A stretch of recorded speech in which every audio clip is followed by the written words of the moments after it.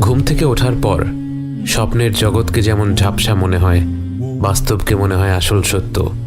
মৃত্যুর পর আপনার মনে হচ্ছে পুরো জীবনটাই যেন ছিল একটা স্বপ্ন, যা আপনি ঘুমন্ত অবস্থায় কাটিয়েছিলেন।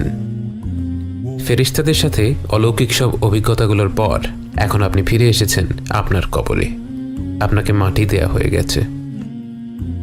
আপনি শুনতে পাচ্ছেন আপনার কাছের মানুষেরা দোয়া করছে, জিকির করছে, আপনাকে ছেড়ে যেতে চাচ্ছে না।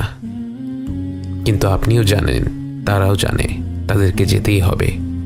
প্রত্যেক মানুষকে তার ব্যক্তিগত পথ পাড়ি দিতেই হবে।